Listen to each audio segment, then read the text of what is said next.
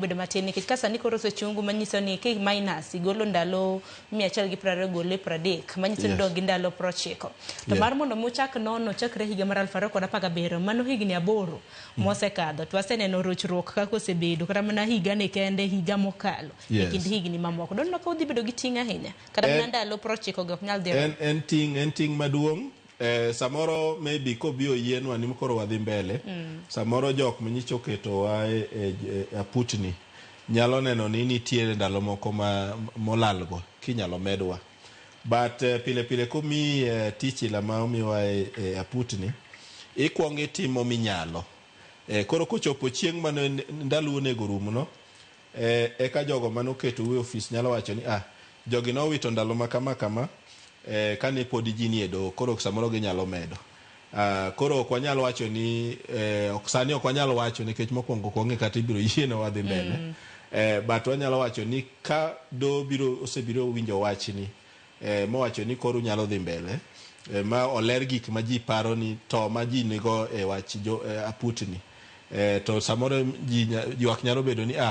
nikech koro oseyiene ji ni aputni odhi mbele med giru ndalo mane giwito ka otergi e do nyaka ne nikech weche go bi nyaka winji ng'eni weche moluwo chik maduong' miluongo ni 2010 constitution gin weche ma igi bedo matek koro biro bedo gi ywaruok ng'ato wacho ng'ato be duoko kama koro do biro bet piny ka winjo gigi kata wacho ni awinjo koni gi koni tadieri mantiere en ma koro kobiro yienwa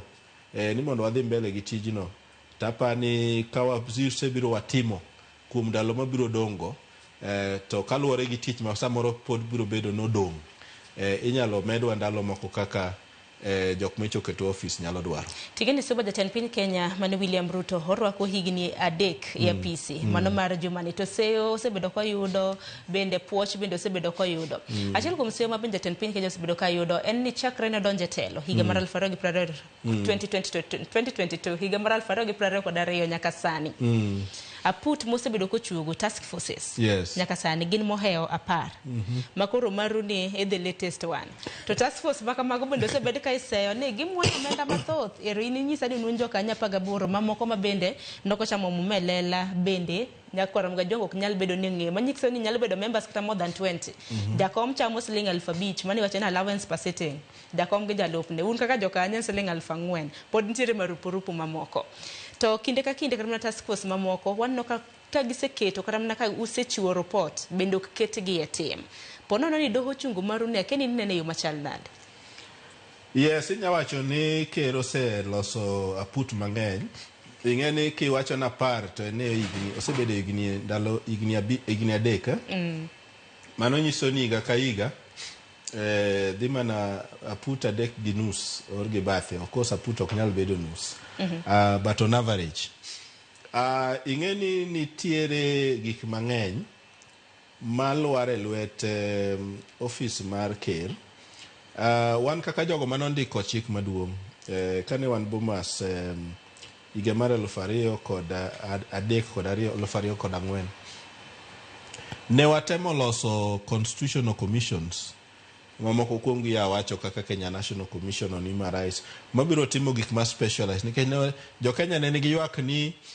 office ker ni go teku mang'eny kabisa to ne giwacho ni nikech oteku mang'eny oket gi chik morito piny ere kaka wanyalo duoko oteku ni chien to gik monego timgi to pod otimore mano miyo waloso constitutional commissions and independent offices but ni in the process mar loso migepni mopogore opogore gi bero ni migao ka migao be nyaka inyisi ni to ang'o mubiro timo malong'o koro gimoro ma samoro kelo losa pude gi en ni nitiere gimoro ma rais dwaro timo office rais dwaro timo kata office ker tiyudo ni en agenda margi okalo tong' mar gik ma office machielo gi onego tim koro mano en achiel kuom seyo ma rais osebedo kayudo office rais kendo osebedo ka iseyo ni samoro loso mana gigi mondo omany tich ne osiepege ma samoro ne ochung' to okoyier jok moko ma samoro bet pod chande ni na timo ni campaign and so on and so forth. Ok wawach ni mano ni onge, samoro nyalo bedo kaka ji wacho no, but wan gima ng'eyo ni samoro ofis rais nyalo bedo gi gimoro ma gidwa ni gitime sama chuok ma ok gidwar tungo migepni moko mag sirikal. Nikech seyo nitiere duplication of roles makamagi. Iwacho ni duonde gi migepe nitiere ma samoro nyalo timo tije maket. Duonde gi migepe go nitiere. Tinyalo paro ni machiegni ni ofis ker nyicho temo wacho ni e weche mag mibadhi corruption. Nyicho temo wacho ni ofis EACC oti kanyakla go ofis makama, oti kanyakla go ji be mana riwruok ma wantiere mag jopiny gi. Nodhi e doho mochungo gino n'ofise go onego ti ma oko nyisi gi gimo onego gitim. Koro nitiere interest mang'eny e Kenya ka. Masani onge gimoro ma inyalo wacho ni onge ofis gimoro ma ofis ker kata obedo ofis mane mar sirikal nyalo wuok ni dhi timo ma ng'ato kogole ng'ur moro matin. Koro macha bo chungi ni rais temo nyiso jogi ni gimo onego gitim, to marwa ni bo chungi ni gini onego tim gi joka. Koro ipenjo ni en seyo ma iwacho ni to koro kare onego tim nang'o. Nikech be ka ok otim gitimo ibiro wach ni gima kamano timore, gima ni time onge. Koro mane kaka Kenya en. Apani e pinyo mar Kenya ka maga achiel kuom thuolo ma wan go mar dhi e doho, mar golo duondi ka ineno ka gimoro samoro ok timre yo makare. Okos wang'e maber bende ni nitie jomoko bebe ni siasa moro be nitiere iye kanya dundo. Nikech nitie jomoko ma samoro ng'iye ni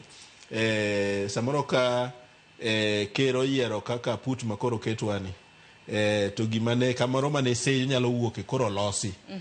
Koro samoro nitiere kama ok ginyal seye go ahinya